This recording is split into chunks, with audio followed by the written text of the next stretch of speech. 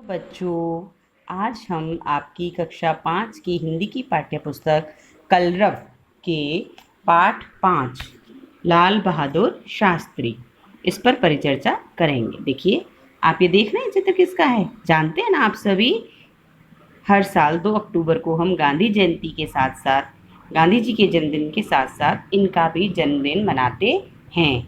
ये हैं हमारे भारत के दूसरे प्रधानमंत्री श्री लाल बहादुर शास्त्री, है ना। और इन्होंने एक नारा दिया था, जय जवान जय किसान।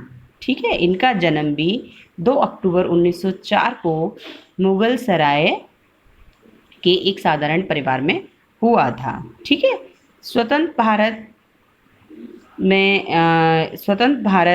भारत के स्वतंत्र होने के पश्चात जो हमारे पहले प्रधानमंत्री थे वो थे पंडित जवाहरलाल नेहरू, और उनके बाद ये हमारे दूसरे प्रधानमंत्री बने।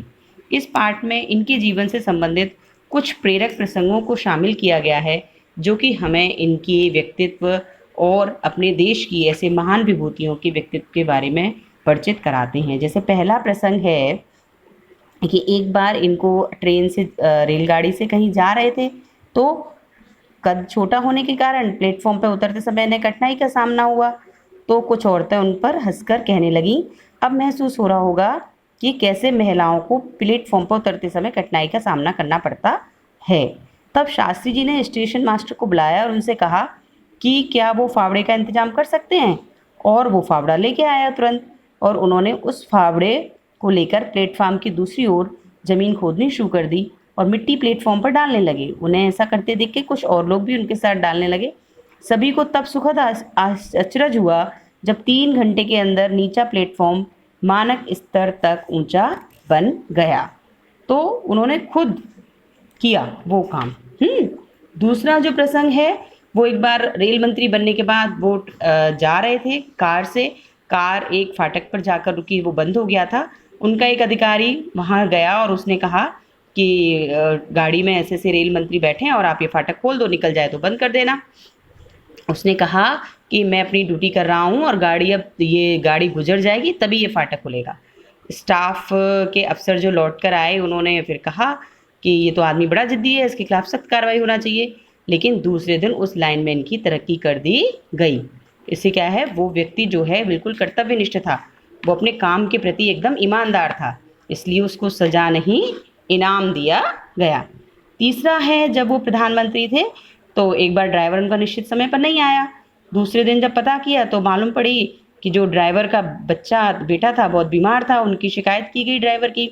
तो उन्होंने उसकी शिकायती फाइल पर ये लिख दिया कि उसके लिए उसके बेटे के जीवन का महत्व और किसी भी कार्य से अधिक महत्वपूर्ण था। ठीक है ना। तो इससे हमें क्या मिलती है कि जो हमारे अधीनस्थ हैं, हमारे साथ काम करने वाले लोग हैं, उनकी परिस्थितियों का भी, उनकी भावनाओं का भी हमें ध्यान रखना चाहिए। जिन लोगों के साथ हम काम करते हैं उनका भी हमें ख्याल रखना चाहिए। ये भी उसी समय का एक प्रसंग है जब वो प्रधानमंत्री थे। तो उनके एक बार परिवार में जब वो खाना खा रहे थे तो परिवार के सदस्य में उनके बेटे ने कहा कि आप हमें आजकल बहुत कम समय दे रहे हैं। तो उन्होंने कहा कि तुम लोग मेरे परिवार के सदस्य हो, लेकिन प्रधानमंत्री बनने पर पूरा देश ही मेरा परिवार है। अगर इस दृष्टि से देखा जाए तो तुम्हारे अनुपात में मैं देश के साथ में बहुत ही कम समय बिताता हूँ। ठीक है, ये भी एक प्रेरक प्रसंग है। ये हमें बताता है कि वो अपने देश के प्रति कितने कर्तव्यनिष्ठ थे। एक और प्रसंग है, देखिए इसमें प्रसंग नंबर 5 पे जो दिया गया है कि एक बार विरोधी दल उनके सामने उनके घर के बाहर प्रदर्शन कर रहा था। अनेक महिलाएं भी थी, उसमें बच्चे को लिए हुए थी। लोगों ने जोर जोर से चिल्लाना शुरू कर दिया। गर्मी हो रहा था बहुत, गर्मी होने के कारण सभी लोग पसीना पसीना हो रहे थे। एकाएक शास्त्री जी उठकर आए, उन्होंने एक ट्रे उठाई, उसमें पानी के गिलास रखे, वाटर कूलर के पास जाके उनमें पानी भरा और अपने हाथ से लेके उन लोगों को पानी पिलाने के लिए कहा। खुद वो पानी पिलाने के लिए गए। तभी एक महिला के पास पहुंचे जिसकी गोद में एक छोटा बच्चा था, और उस महिला को उन्हें एक पिता की तरह डांटते हुए, क्या तुम इस छोटे बच्चे की माँ हो? क्या तुम्हें नहीं मालूम कि बच्चा प्यासा है इसलिए रो रहा है? और उन्होंने अपनी गोद में लिया और ट्रे उस बच्चे की माँ के हाथ में पकड़ा दी और एक गिलास उठाया, फिर उसे पानी पिलाने लगे। उनके इस व्यवहार के कारण, जो बिल्कुल एक ममतामयी माँ के हृदय जैसा होता है, इस तरह के व्यवहार के कारण महिलाओं ने उनके पैर छूने शुरू कर दिए और कुछ ही क्षणों में भीड़ छटने लगी। लोगों को याद ही नहीं रहा कि वे किस उद्देश्य से आए थे। और जब 4-5 लोग वहाँ बचे तो उनसे शास्त्री जी ने अनुरोध किया, आइए हम अंदर चलकर बात करते हैं। तो इस तरह से जो हमारे देश में ऐसे ऐसे महापुरुष हुए हैं, महान विभूतियाँ हुई हैं, उनके जीवन के प्रसंग ऐसे हैं जिनसे हमें अपने जीवन पथ पर आगे बढ़ने की बहुत ही अच्छी प्रेरणा मिलती है। हमें ऐसे लोगों के बारे में ज़रूर जानना चाहिए, ज़रूर पढ़ना चाहिए। आप भी इस पाठ को पढ़िएगा। ठीक है बच्चों, ओके बाय।